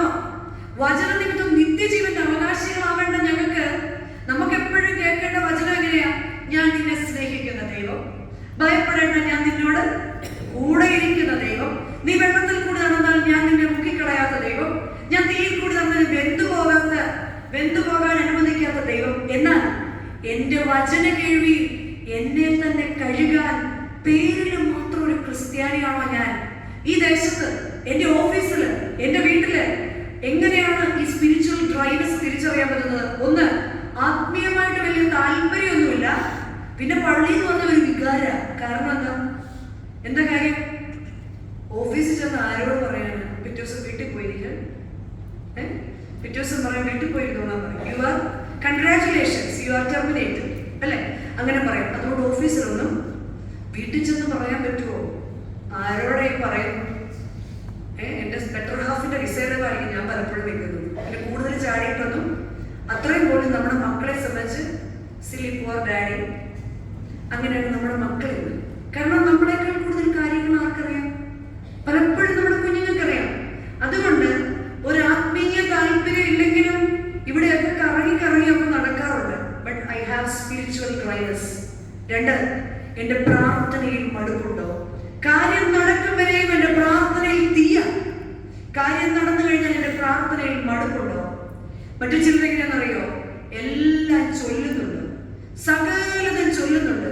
പക്ഷെ ഈ ചൊല്ലുന്നതിന്റെ ഒന്നും അർത്ഥമൊന്നും, എന്തൊക്കെയോ പ്രാർത്ഥിക്കുന്നുണ്ട്, എന്തൊക്കെയോ. അങ്ങനെയാണെങ്കിൽ നമ്മൾ പാട്ടൊന്നും പാടത്തില്ല.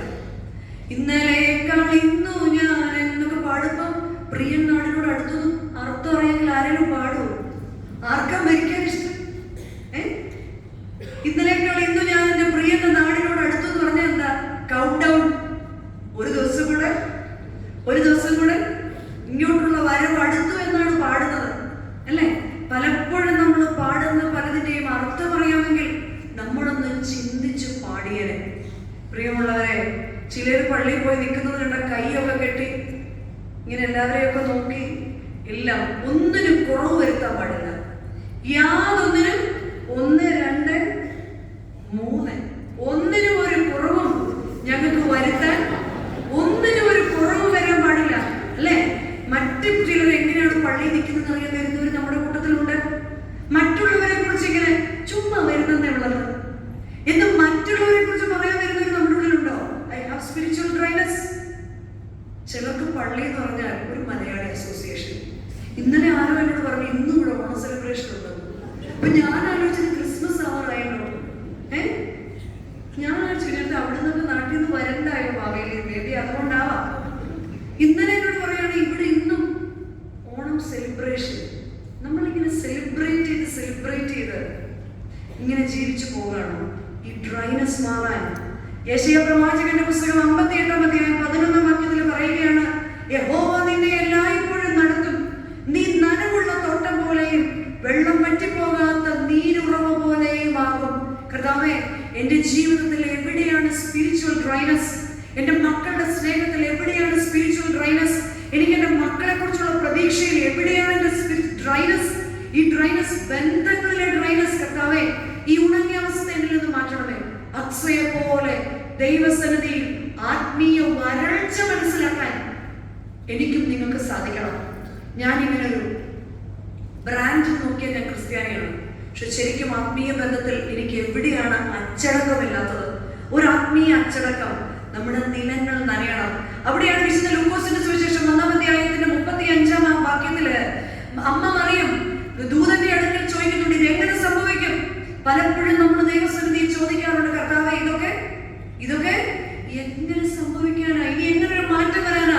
ദൂതൻ മറിയാമിനോട് മറുപടിയായിട്ട് പറയാ, പരിശുദ്ധാത്മാവ് നിന്റെ മേൽ വരും, അത്യുന്നതന്റെ ശക്തി നിന്റെ മേൽ വ്യാപരിക്കും, ആകയാൽ നിന്നിൽ നിന്ന് ഉത്ഭവിക്കുന്നതെല്ലാം വിശുദ്ധമായി തീരും. അതുകൊണ്ട് ഭവനത്തിലെ ഭാഷ നന്നാവണമെങ്കിൽ, ഭവനത്തിലെ സ്നേഹം നന്നാവണമെങ്കിൽ, ഭവനത്തിലെ ഇടപെടലുകൾ നന്നാവണമെങ്കിൽ, ബന്ധനങ്ങളാകാതിരിക്കണമെങ്കിൽ, പ്രാർത്ഥനയിൽ കൃപയുണ്ടാകണമെങ്കിൽ, വാക്കുകളുടെ പെരുപ്പമല്ല പ്രാർത്ഥന, മറിച്ച് ആത്മാവിന്റെ ശബ്ദമായിരിക്കണം. ദൈവത്തോടുള്ള പ്രാർത്ഥനകൾ ഭവനത്തിൽ വരാൻ, ദൈവസന്നിധിയിൽ മുട്ടുമടക്കുമ്പോൾ തന്നെ കണ്ണിൽ നിന്ന് കണ്ണുനീര് വരണമെങ്കിൽ, എന്റെയും നിങ്ങളുടെയും ജീവിതത്തിൽ കൃപ വരണം. ഈ കാലത്തിൽ ഉണർന്നിരുന്ന് പ്രാർത്ഥിക്കുന്ന ഒരുക്കമുള്ളൊരു തലമുറ ഉണ്ടാകണമെങ്കിൽ കൃപയുള്ള തലമുറയ്ക്ക് വേണ്ടി പ്രാർത്ഥിക്കണം. എനിക്ക് തോന്നുന്നു നമ്മൾ ഇപ്പോഴേ ഈ കുഞ്ഞുങ്ങൾക്ക് വേണ്ടിയൊക്കെ അഡ്മിഷൻ അഡ്മിഷന് വേണ്ടി ചിന്തിച്ചു തുടങ്ങിയിട്ടുണ്ട് അല്ലേ? 6ാം ക്ലാസ്സിൽ പഠിക്കുമ്പോൾ മുതൽക്ക് തന്നെ ആംസ്റ്റർഡാമിൽ ഒരു അഡ്മിഷൻ കിട്ടാൻ നമ്മൾ ചിന്തിക്കും. പക്ഷെ ഒരു കൃപയുള്ള ഒരു തലമുറയെ വളർത്തിയെടുക്കാൻ എനിക്ക് ഈ ദേശത്ത് സാധിക്കുന്നുവെങ്കിൽ ഇത്രത്തോളം മാതൃകയുള്ള മറ്റാരും നമ്മുടെ മക്കൾക്ക് കല്യാണം ആലോചിക്കുമ്പോൾ ഒന്നും വേണ്ട, കൃപയുള്ളവരും അല്ലെ, കൃപയുള്ളവരും. ഇപ്പൊ നാളെ റാസൽ കൈമയെന്നോ ചെബലാലിന്നോ ഒരു അച്ഛൻ വരുമ്പോ നമ്മുടെ വളരെ പരിചയക്കാരുടെ അച്ഛൻ നമ്മൾ അച്ഛൻ നല്ല കുഞ്ഞുങ്ങൾ വല്ലതും അവിടെ ഉണ്ടോ? നല്ല നല്ല കുഞ്ഞുങ്ങൾ. അപ്പൊ അച്ഛൻ ചോദിക്കും എങ്ങനെയാ നോക്കുന്നത്? അച്ഛൻ എങ്ങനെ ഊരി പോകണമല്ലോ. അച്ഛൻ ചോദിക്കും എങ്ങനെയാ നോക്കുന്നത്? അങ്ങനെയൊന്നുമില്ല അച്ഛൻ, നല്ല കൃപയുള്ളവരും ഒരു കൊച്ചു മതി. അപ്പൊ അച്ഛൻ ചോദിക്കും അല്ല എന്തൊക്കെയാ, എന്നാലും ഡിമാൻഡ്സ് ഒന്നുമില്ല അച്ഛാ. വീണ്ടും അച്ഛൻ ചോദിക്കും എന്നാലും 2-3 ലക്ഷണങ്ങൾ പറയും. അച്ഛൻ ഇവിടുന്ന് ജബലാലിലേക്ക് പോകുന്ന വഴിക്ക് ആലോചിക്കുകയോ അങ്ങനെയുള്ള ആരോ ഒരാളെ എനിക്ക് അറിയാറുണ്ടല്ലോ. ആരാന്നറിയോ? കന്യാകുമാരിയോ. കുറേ നേരം ആലോചിച്ചേ അച്ഛൻ മനസ്സിലാവും. കന്യാകുമാരിയാവിനെ കിട്ടും. ആർക്കാ? യൗസേപ്പിന്. കന്യാകുമാരിയാവിനെ ലഭിക്കും യൗസേപ്പിന്. എന്റെ ഭവനത്തിൽ യൗസേപ്പ് ഉണ്ടെങ്കിൽ എനിക്ക് ആരെ ലഭിക്കും? നമ്മുടെ മക്കൾ, നമ്മുടെ തലമുറ അനുഗ്രഹിക്കപ്പെടണമെങ്കിൽ അങ്ങനെയുള്ള മക്കളെ കൂടി ചേരണം. അപ്പോൾ മാത്രമാണ് അവരുടെ തലമുറ ഈ ദേവാലയത്തിലേക്ക് കടന്നു വരിക. നമ്മളുടെ പിതാക്കന്മാർ ആരാധിച്ചതുപോലെ അവർ ആരാധിക്കുക. അപ്പനും അമ്മയും മക്കളും ഒന്നു ചേർന്ന് ദേവാലയത്തിൽ കടന്നു വരാൻ ഇന്ന് പലപ്പോഴും സൺഡേ സ്കൂൾ ഉള്ളത് കൊണ്ട് കൊണ്ടുവിട്ടിട്ട് പോകുന്നവർ നമ്മുടെ ഇവിടെ ഇല്ലേ? ഇല്ലേ? എനിക്ക് അറിഞ്ഞൂടാ. പക്ഷെ രാവിലെ വളരെ സൺഡേ സ്കൂളിൽ 1000-1500 പിള്ളേർ ഇരിക്കുന്നുണ്ട്. പക്ഷെ 10-9 പിള്ളേരെ ഞാൻ രാവിലെ എന്റെ കണ്ണിന്റെ കുഴപ്പമാണെന്നൊന്നും അറിയില്ല കേട്ടോ. പഴയ പോലല്ല, എന്റെ കണ്ണിന്റെ പ്രശ്നമാണെന്ന് എനിക്ക് അറിഞ്ഞൂടാ. ഇവിടെ ഞാൻ വളരെ കുറച്ച് പിള്ളേരെ കണ്ടുള്ളൂ. അത് കഴിഞ്ഞ് ഞാൻ മുകളിലോട്ട് നോക്കിയപ്പോൾ ഒത്തിരി പിള്ളേർ, ഞങ്ങളുടെ സ്കൂളിൽ അത്ര പിള്ളേരെ ഇരിക്കുള്ളൂ. അപ്പൊ എന്നോട് പറഞ്ഞു ആന്റി റിയാനിയോട് പറഞ്ഞു ഇതെല്ലാം ഞങ്ങളുടെ സൺഡേ സ്കൂളിൽ. അപ്പൊ ഞാൻ ചിന്തിച്ചു ഇവരെല്ലാം രാവിലെ എവിടെ നിൽക്കുകയായിരുന്നു. അപ്പൊ അതിന്റെ അർത്ഥം പലരെയും കൊണ്ടുവിട്ടിട്ട് പോവുകയാണ്. പാർക്കിംഗ് ഇല്ലല്ലോ. പ്രശ്നം നമ്മുടെ അല്ല, പാർക്കിംഗ് ഇല്ലല്ലോ. പലരും സൺഡേ സ്കൂളിന്റെ സമയത്ത് മക്കളെ കൊണ്ട് വരുന്നുണ്ട്. അതുപോലെ ഉറക്കത്തിൽ നിന്ന് എഴുന്നേൽപ്പിച്ച് ഉടുപ്പ് മാറിച്ചും ഇല്ലേ, പലരെയും കണ്ട് നമുക്കറിയാം. ഉറക്കത്തിൽ നിന്ന് എഴുന്നേൽപ്പിച്ച് ഉടുപ്പിടിപ്പിച്ച് ഇവിടെ കൊണ്ടിരുത്തുകയാണ്. ദൈവത്തിന്റെ ആലയത്തിലേക്ക് കടന്നു വരുമ്പോൾ ശുദ്ധിയോടെ വിശുദ്ധിയോടെ നമ്മുടെ പിതാക്കന്മാരുടെ കാലഘട്ടത്തിൽ ഒരു ദേവാലയം ഇല്ല. നാട്ടിലൊക്കെ അവർ തലേ ദിവസമേ ഒരുങ്ങും, ചൂട്ടിക്കത്തിച്ച് നടക്കും. ഇന്നൊന്നും വേണ്ട, വണ്ടിക്ക് ഒരു സ്ലോട്ട് ഇട്ടാൽ മതി കിട്ടാൻ. അത് മാത്രമാണ് നമ്മുടെ ടെൻഷൻ. തലേ ദിവസമേ അവർ ആരാധനയ്ക്കായിട്ട് ഒരുങ്ങുമായിരുന്നു. എന്നാൽ എന്റെയും നിങ്ങളുടെയും ജീവിതത്തിൽ കൃപയുള്ള തലമുറ ഉണ്ടാകണമെങ്കിൽ ഒരുക്കമുള്ള, പ്രത്യാശയുള്ള, പാപബോധമുള്ള, നീതിബോധമുള്ള, മനസ്താപമുള്ള അപ്പനും അമ്മയുമായിട്ട് നമ്മളെ തന്നെ വിരൽ ചൂണ്ടണം. നമ്മളെ തന്നെ വിരൽ ചൂണ്ടുമ്പോൾ മാത്രമാണ് കർത്താവേ നീ എന്നെ സത്യമായിട്ട് ശോധന ചെയ്ത് എന്നിൽ കുറവൊന്നും കാണരുതേ എന്ന് പ്രാർത്ഥിക്കുമ്പോൾ മാത്രമാണ് ദൈവത്തിന്റെ പരിശുദ്ധാത്മാവ് ആലോചനക്കാരനായിട്ട് കൂടെ ഉണ്ടാവുന്നത്. മനുഷ്യന്റെ ബേസിക് നീഡ്സ് നമുക്കറിയാം. ഓക്സിജനും വെള്ളവും ഫുഡും ഡ്രസ്സും പാർപ്പിടും ഒക്കെ അല്ലെ. നമ്മൾ കുഞ്ഞുങ്ങളൊക്കെ പഠിപ്പിക്കുന്നുണ്ട്. Basic needs food, shelter, water, oxygen, ഇതൊക്കെ പഠിക്കുന്നുണ്ട്. അതാണ് ശരിക്കും മനുഷ്യന്റെ അടിസ്ഥാന ആവശ്യമാണ് ഓക്സിജൻ പ്രാണവായു. എന്നാൽ അകത്തെ മനുഷ്യൻ, എന്റെ ദൈവം എന്നെ തിരികെ വിളിക്കുമ്പോൾ നമ്മൾ പാടും ഇങ്ങനെ കൊയറൊക്കെ ഇല്ലേ. നാട്ടിലൊന്നും കുറവ് വരുത്തത്തില്ല. നമ്മുടെ ഇത്രനാളിവിടെ ഷാർജയിലൊക്കെ കിടന്നല്ലേ. അപ്പൊ ഇങ്ങനെ ഫ്രണ്ടിൽ ഇങ്ങനെ നീരണം രാജൻ പാട്ട് പാടും. ദേഹമെന്നൊരവസ്ത്രമൂരി ഞാൻ ആറടി മൺ. എന്ത് രസം അല്ലേ. അപ്പോഴത്തേക്ക് അച്ഛൻ പള്ളിയിൽ വത്സരേ ദൂരത്തെന്തിനു നിൽക്കുന്നു.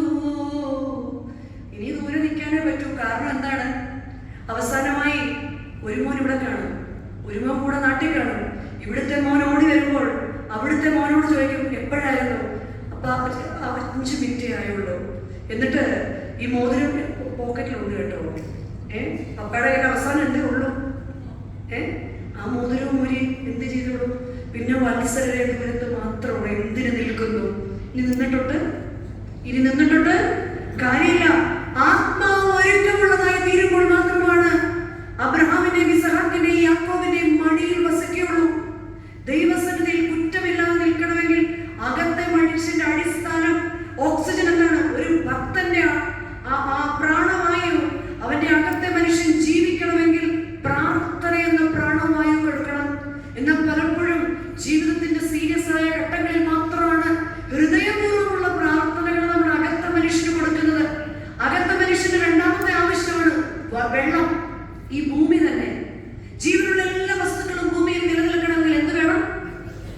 വേണം?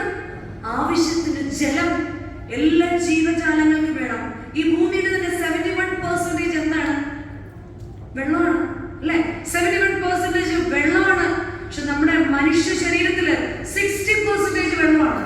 ഒരാഴ്ച വെള്ളം കുടിക്കാതെ കിടന്നു നോക്കിയേ, രണ്ട് സൈഡിൽ കൂടി ട്രിപ്പ് ഇടേണ്ടി വരും, അല്ലെ? ഡീഹൈഡ്രേഷൻ എന്ന് ഡോക്ടർ പറയും. 60%. അതുപോലെ അകത്ത മനുഷ്യന്റെ ഹോളി സ്പിരിറ്റാണ് അകത്ത മനുഷ്യനെ ജീവൻ നൽകുന്ന ജലം, ജീവജലം എന്റെ ഉള്ളിൽ എത്രമാത്രമുണ്ട്. ഈ ഹോളി സ്പിരിറ്റ് എന്ന് പറയുന്നതല്ലാതെ പരിശുദ്ധാത്മാവ് കൊണ്ട് സംസാരിക്കുകയും പരിശുദ്ധാത്മാവ് കൊണ്ട് പ്രാർത്ഥിക്കുകയും പരിശുദ്ധാത്മാവ് കൊണ്ട് കുടുംബജീവിതം നയിക്കുകയൊക്കെ ചെയ്യാൻ കർത്താവേ എനിക്ക് സാധിക്കണമേ എന്ന് ആത്മാർത്ഥമായിട്ട് പ്രാർത്ഥിക്കാൻ നമുക്ക് സാധിക്കണം. ഇവിടെയാണ് ആദാമിന് നഷ്ടപ്പെട്ടത്. ആദാമിന് ദൈവത്തിന്റെ സാന്നിധ്യം നഷ്ടപ്പെട്ടപ്പോൾ എന്തുകൊണ്ട് നഷ്ടപ്പെട്ടു, അല്ലെ? എന്തുകൊണ്ട് നഷ്ടപ്പെട്ടു? കംപ്ലീറ്റ് പോയി, പറുദീസ മുഴുവൻ പോയി, അല്ലെ? കുറച്ചുകൂടി എളുപ്പത്തിൽ പറഞ്ഞാൽ മനസ്സിലാവും. വിസ തീർന്നു കഴിഞ്ഞാൽ നമുക്ക് എന്ത് പോകും? ഇവിടുത്തെ എല്ലാം പോകും. പിന്നെ എന്തേ ഉള്ളൂ? ഇവരൊരു സെന്റ് ഓഫ് തരും. സെന്റ് ഓഫ് തരും. ഇതുപോലെയാണ് ദൈവത്തിന്റെ പരിശുദ്ധാത്മാവ് ആദാമിൽ നിന്ന് നഷ്ടപ്പെട്ടു പോയത്. വിസ പറഞ്ഞപ്പോൾ മനസ്സിലായല്ലേ? ഓക്കെ, ആദാമിൽ നിന്ന് ദൈവ സാന്നിധ്യം നഷ്ടപ്പെട്ടപ്പോൾ അതിനോട് ചേർന്ന് അവനിൽ നിന്ന് സകലത പോയി. യഹോവ ഏദൻ പറുദീസയ്ക്ക് വേലി കെട്ടി. നമ്മളോട് തന്നെ ചോദിക്കണം, കർത്താവേ എന്റെ കുറവ് കൊണ്ട് എന്റെ തലമുറയുടെ അനുഗ്രഹത്തിന് നീ വേലി കെട്ടി ഞങ്ങളെ പുറത്താക്കുമോ? എന്റെ സംസാരത്തിന്റെ കുറവ് കൊണ്ട്, എന്റെ കുടുംബ ജീവിതത്തിന്റെ കുറവ് കൊണ്ട്, എന്റെ ഈ ആത്മീയ ഇടപാടുകളിലെ കുറവുകൾ കൊണ്ട് എന്റെ ചുറ്റും, എന്റെ തലമുറയുടെ ചുറ്റും കർത്താവ് വേലി കെട്ടി പുറത്താക്കിയാൽ നമ്മൾ എന്ത് ചെയ്യും പ്രിയമുള്ളവരെ? മൂന്നാമതായിട്ടൊരു മനുഷ്യന്റെ ബേസിക് നീഡുള്ള ഫുഡാണ്, ആഹാരമാണ്, അല്ലെ? നമ്മൾ പറയും ഒന്നും കഴിക്കാറില്ല. പക്ഷെ ആഹാരം കഴിക്കാത്തവരാരും തന്നെ ആരോട് ചോദിച്ചാലും പറയുന്നത് എന്താണ്? ഇത്രയും പേര് ഒന്നും കഴിക്കാറില്ല എന്നാണ് പറയുന്നത്. പക്ഷെ നമുക്ക് ജീവിക്കണമെങ്കിൽ എന്ത് വേണം? തീർച്ചയായിട്ടും ആഹാരം വേണം. എങ്ങനത്തെ ആഹാരം വേണം? ഹെൽത്തി ഡയറ്റ് വേണം. ഈ ശരീരത്തിന്റെ ആഹാരമാണ് ദൈവത്തിന്റെ വചനം. അതുകൊണ്ടാണ് യിരെമ്യാ പ്രവാചകനോടും എഹെസ്കേൽ പ്രവാചകനോടും ഒക്കെ വചനത്തിന്റെ ചുരുൾ നീ ഭക്ഷിക്കുക എന്ന് അനേക പ്രാവശ്യം വിശുദ്ധ വേദപുസ്തകത്തിൽ പറയുന്നുണ്ട്. അനേക പ്രാവശ്യം വിശുദ്ധ വേദപുസ്തകത്തിൽ പറയുന്നുണ്ട്, നീ വചനത്തിന്റെ ചുരുൾ ഭക്ഷിക്കുക എന്ന്.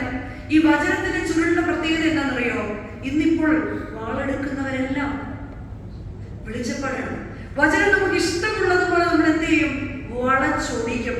നമുക്ക് ഇഷ്ടമുള്ളതുപോലെ വചനം കേൾക്കാം. കാരണം എന്താണ്? ആരുടെ എന്നൊന്നുമില്ല, യൂട്യൂബിലുള്ള അവൈലബിലിറ്റി അനുസരിച്ച് നമുക്ക് ഇന്ന് ഉണ്ണണമെങ്കിലും ഉറങ്ങണമെങ്കിലും കുക്ക് ചെയ്യണമെങ്കിലും പത്രം വായിക്കണമെങ്കിലും ഒക്കെ എന്ത് അവൈലബിൾ ആണ്? നമ്മുടെ ചോയ്സ് അനുസരിച്ച്, അല്ലെ? എന്നാൽ ഹെൽത്തി ഡയറ്റ് ഉള്ളവൻ മാത്രമേ, ആഹാരം കഴിക്കുന്നവനല്ല, ഹെൽത്തി ഡയറ്റ് ഉള്ളവൻ മാത്രമാണ് ആരോഗ്യമുള്ളവനായി തീരുന്നത്. അങ്ങനെ തന്നെ സ്വയം വചനം വായിക്കാനും സ്വയം വചനം ഏറ്റെടുക്കാനും. ഇതുകൊണ്ടാണ് പലപ്പോഴും നമ്മൾ ചിന്തിക്കാറില്ല ഇതൊക്കെ നമുക്ക് ചെയ്യണം. പക്ഷെ എന്തെങ്കിലും ചെയ്യാൻ പറ്റാറുണ്ടോ? യെശയ്യാ പ്രവാചകന്റെ പുസ്തകം 15-ാം അധ്യായത്തിൽ പറയുന്നുണ്ട്, ഉന്നതനും ശാശ്വതവാസിയും മഹാപരിശുദ്ധനെന്ന നാമമുള്ളവരുമായ ഞാൻ താഴ്മയും മനോഹരയും ഉള്ളതുകൊണ്ട് താഴ്മയുള്ളവരുടെയും മനസ്താപമുള്ളവരുടെയും ഹൃദയത്തിൽ മാത്രം വസിക്കുന്നു. വചനം എന്റെ ഉള്ളിൽ ഉണ്ടാകണമെങ്കിൽ നമ്മൾ ദൈവത്തിന്റെ നല്ല നിലങ്ങളായി മാറണം. ദൈവത്തിന്റെ കൃപയുണ്ടെങ്കിൽ മാത്രമേ ദൈവത്തിന്റെ നല്ല നിലങ്ങളാവാൻ പറ്റുള്ളൂ. തിരുവചനത്തിന്റെ വിത്തുകള് ആത്മാവിൽ വളരണമെങ്കിൽ അതിനെ സ്വീകരിക്കാൻ പാകമായ നല്ല നിലങ്ങളാക്കി എന്റെ കുടുംബത്തിലെ ഓരോരുത്തരെയും ഉയർത്തണമേ എന്ന് നമുക്ക് പ്രാർത്ഥിക്കണം. അപ്പോൾ മാത്രമാണ് നമ്മുടെ പ്രാർത്ഥന ദൈവസന്നിധിയിൽ വചന ധ്യാനത്തിന് യോഗ്യമാകുന്നത്. നാലാമത്തെ നമ്മുടെ ബേസിക് നീഡാണ് വസ്ത്രം, അല്ലെ?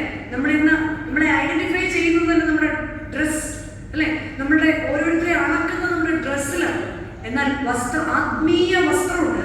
സക്കറിയാ പ്രവാചകന്റെ പുസ്തകം 3-ാം അധ്യായത്തിന്റെ 3-ാം വാക്യത്തില് സാത്താൻ ദൈവസന്നിധിയിൽ ചൂണ്ടി പറയുന്നുണ്ട്, മുഷിഞ്ഞ വസ്ത്രം ധരിച്ച യോശുവയെ സാത്താൻ വിധിക്കുന്നുണ്ട്.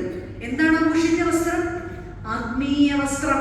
നമുക്ക് നമ്മളോട് തന്നെ ചോദിക്കാം, ഈ പുറംമോടിയിൽ ഞാൻ സ്പ്രേ ഒക്കെ അടിച്ച്, അല്ലെ, ഏറ്റവും വില കൂടിയ സ്പ്രേ ഒക്കെ അടിച്ച് ഞാൻ നടക്കുന്നുണ്ട്. പക്ഷെ എന്റെ അകത്ത് വസ്ത്രം, ആത്മീയ വസ്ത്രം, സൈറ്റൻ എന്നെ നേരെ വിരൽ ചൂണ്ടാൻ കാരണമാകുന്നുണ്ടോ? 5th വൺ പാർപ്പിടം. സദൃശ്യവാക്യം 18-ാം അധ്യായം 10-ാം വാക്യം, യഹോവയുടെ നാമം ബലമുള്ള ഗോപുരം നീതിമാൻ അതിലേക്ക് ഓടിച്ചെന്ന് അഭയം പ്രാപിക്കും. യഹോവയുടെ നാമം മാത്രമാണ് അഴിഞ്ഞു പോകാത്ത ബലമുള്ള ഗോപുരം.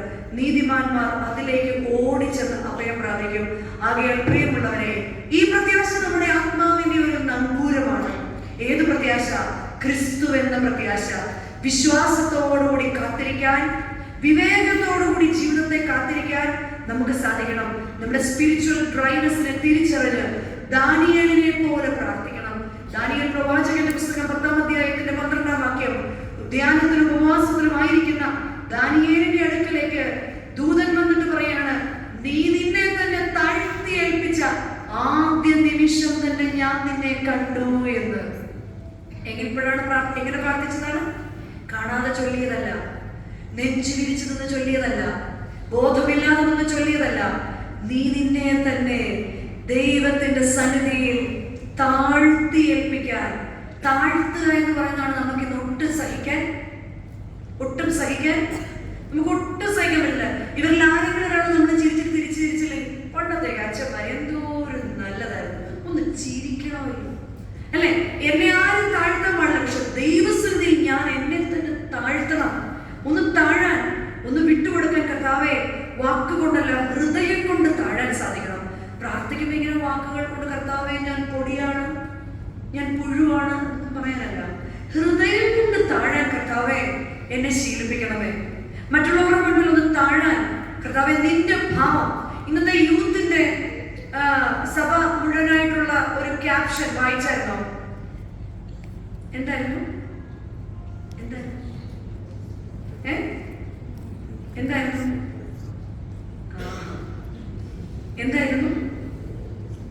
ക്രൈസ്റ്റ് ഇൻ സ്റ്റൈൽ അല്ലേ?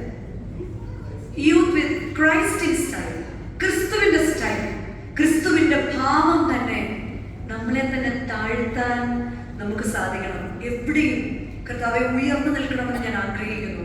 നീ എന്നെ ഉയർത്തുന്ന ദൈവമാണ്, പക്ഷെ താഴാൻ വിട്ടുകൊടുക്കാൻ. ആകാശം കണ്ടിട്ടില്ലേ? അത് മുറിക്കുമ്പോഴല്ലേ മഴയാവുന്നത്. മണ്ണിനെ കണ്ടിട്ടില്ലേ? അത് ഇളക്കുമ്പോഴല്ലേ കൃഷിക്ക് യോഗ്യമാവുന്നത്. മണ്ണിൽ വീഴുന്ന വിത്തിനെ കണ്ടിട്ടില്ലേ? അത് മണ്ണിനിടയിൽ അഴുകാൻ തയ്യാറാവുമ്പോഴാണ് കിളിർക്കുന്നത്. ആ കിളിർക്കുന്ന വിത്ത് കാറ്റും വെയിലും ഒക്കെ ഏൽക്കാൻ തയ്യാറാകുമ്പോഴാണ് അത് വീണ്ടും പൂക്കുകയും കായ്ക്കുകയും ചെയ്യുന്നത്. ഞാനും നിങ്ങളും ദൈവത്തിന്റെ കൃപയാലായിരിക്കുമ്പോൾ കുടുംബത്തിൽ ചിലപ്പോഴൊക്കെ ഒന്ന് വിട്ടുകൊടുക്കാൻ, ദേവാലയത്തിൽ ചിലപ്പോഴൊക്കെ ഒന്ന് വിട്ടുകൊടുക്കാൻ, മക്കളുടെ മുമ്പിലൊന്ന് താന്നു കൊടുക്കാൻ, മാതാപിതാക്കളുടെ മുമ്പിലൊന്ന് കുറഞ്ഞു കൊടുക്കാൻ, ഓരോ വാക്കിനും മത്സരിക്കാതെ ജീവിത പങ്കാളിയുടെ മുമ്പിലൊന്ന് വിട്ടുകൊടുക്കാൻ കർത്താവേ എനിക്ക് സാധിക്കണമേ എന്ന് നമുക്ക് പ്രാർത്ഥിക്കണം. വീണ്ടും പറയുന്നു, സ്പിരിച്വൽ ഡ്രൈനസ് മാറാൻ ഹബക്കൂക്ക് പ്രവാചകനെ പോലെ പ്രാർത്ഥിക്കണം. എങ്ങനെയാണ് ഹബക്കൂക്ക് പ്രവാചകൻ പ്രാർത്ഥിച്ചത്? 3-ാം അധ്യായത്തിൽ ഹബക്കൂക്ക് പ്രവാചകൻ 17-ാം വാക്യത്തിൽ പറയാണ്, സകലതും നഷ്ടപ്പെട്ടിട്ടിരിക്കുകയാണ്.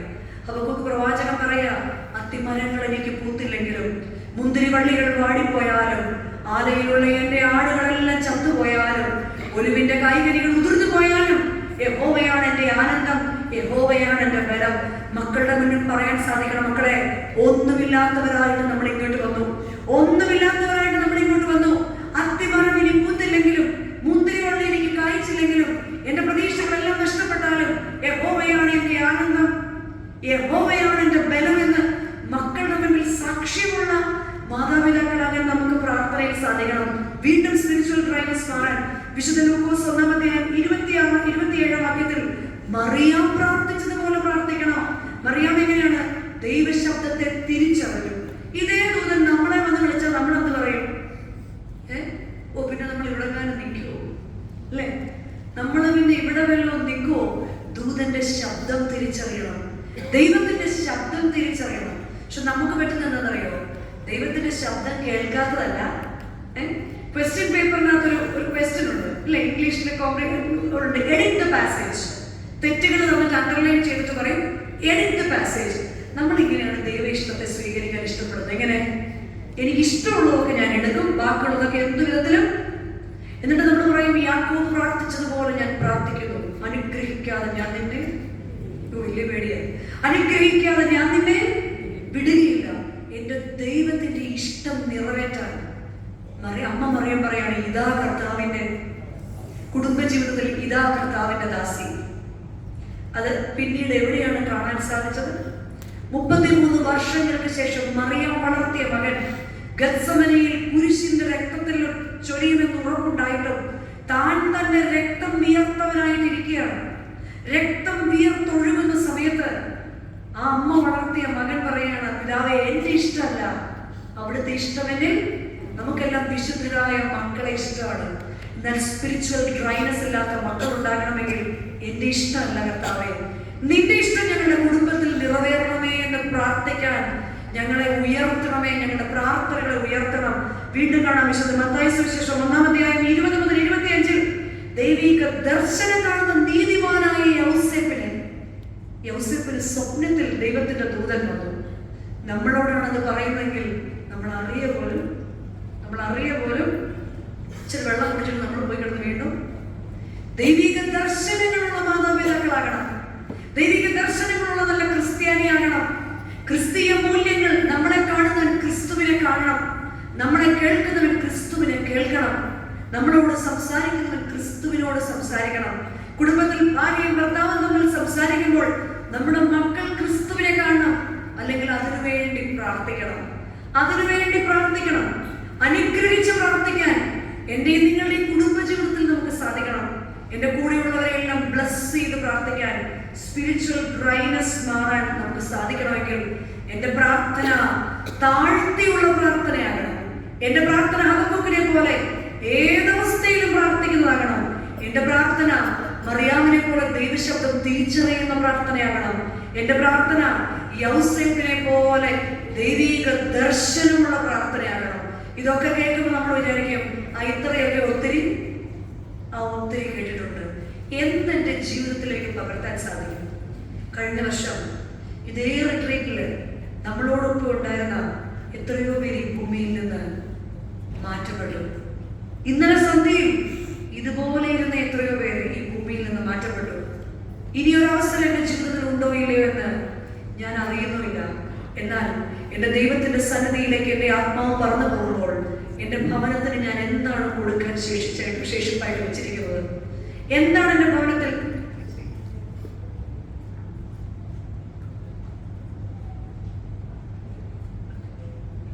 എന്റെ ജീവിതത്തിൽ എന്താണ്?